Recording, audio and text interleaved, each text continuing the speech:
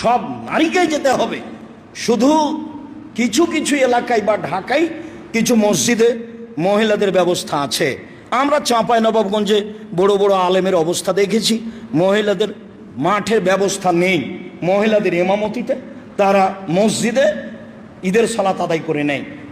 মহিলাদের ইমামতিতে ঈদের সালাত হবে না, মহিলাদের ইমামতিতে জুমার সালাত হবে না, মহিলাদের ইমামতিতে ঈদের সালাত হবে না, মহিলাদের ইমামতিতে জুমার সালাত হবে না।